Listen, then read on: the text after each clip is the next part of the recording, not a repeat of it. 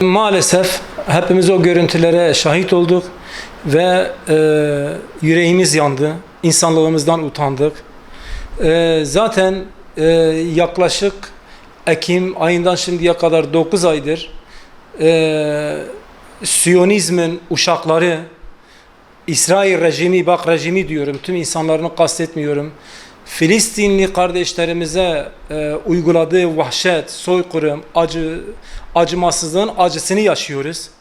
Biz ülke olarak genelde zulme, haksızlığa karşı gelen bir toplumuz. Kültürümüzde, inancımızda bu var. Ama maalesef bize sığınmış, muhacir olmuş, yurtlarından edinmiş, gelip en yakın bizi gördükleri Suriyeli kardeşlerimiz ülke olarak kucağımızı açmışız. Aynen onlar muhacir, biz de onların işte ev sahipleri olarak karşılamışız onları. Biz burada onlara iş alanı vermişiz. Onlar da burada hem aynı zamanda da ülke ekonomisine de iş alanına da faydaları oluyorlar. Şimdi işlerinden bir tanesi Kayseri'de iddialara göre tacizle suçlanıyor. Varsa böyle bir şey, her kesimden böyle suçlu insanlar, yüz kızartıcı, ayıp işler, suçlar işleyebilir. Suçlar bireyseldir. O kişiyi bugün kolluk kuvvetleri var, mahkemelerimiz var, yargımız var. En ağır cezayla cezalandırılsın.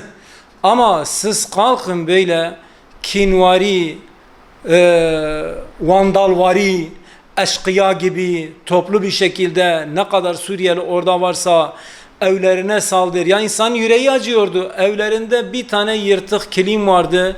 Bir iki tane yemek tabağı vardı. Bir tüp vardı. Bunları tahrip etmek. Dükkanlarında bisiklet tamircisiydi. Tahrip etmek. Berbercilik yapıyor. Berber koltuğunu parçalamak. Simit dükkanını parçalamak. Yani işler acısı. Ama böyle içimiz parçalandı. Bu ülkemize yakışmıyor. Türkiye'ye yakışmıyor. İnsanlığa yakışmıyor.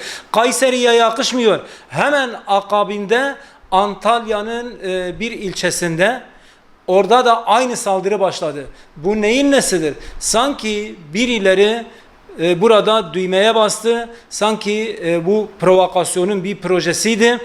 Zamanlamaya da dikkat çekmek istiyoruz. Yani aklı başında olan her insan bunun normal bir öfke, bir kin olmadığını görebiliyor. Nereden görebiliyor? Sayın Cumhurbaşkanımız ne zaman ki dedi biz Beşar Esed ile görüşüp karşılıklı birbirimizin ülke topraklarının bütünlüğüne saygı duyarak ve görüşmememiz için herhangi bir neden yok dedi. Bunlar ortaya çıktı. Çünkü bu ajanlar bu yurt içinde ve yurt dışında Siyonist merkezin emrinde olan emperyalistler yerli işbirlikçileriyle birlikte onlar biliyor ne zaman nereyi karıştıracaklar. Bizim akıllı olmamız gerekiyor. Bizim insanlığımıza yakışmıyor. Bizim inancımıza yakışmıyor. Bizim kültürümüze yakışmıyor.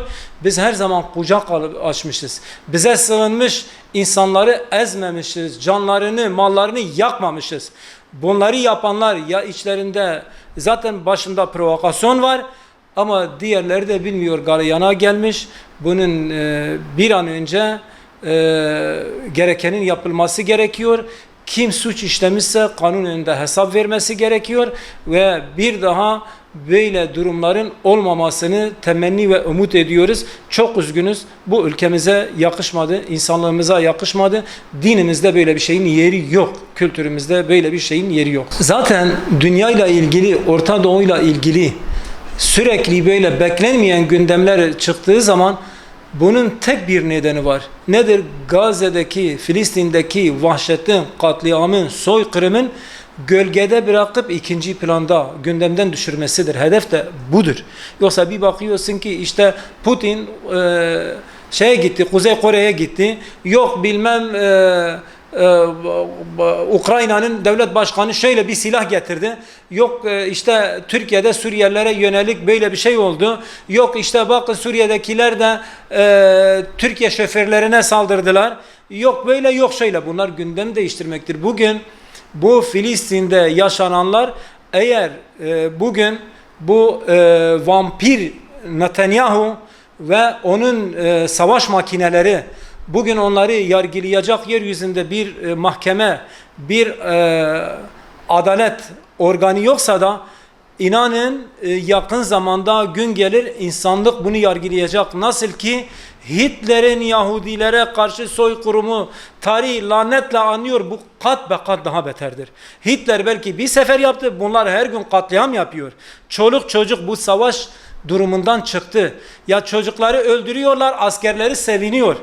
Ve ne yazık ki insanlığın duyarsızlığı, insanlığın vicdansızlığı da bunları böyle normal gören bazı insanlıktan çıkmış kişiler de var, bireyler de var. Bu da bizi çok üzüyor ve bunun temelinde de gündemi değiştirmek var. Filistin, Gazze'nin gündemini değiştirmek de var tabii ki.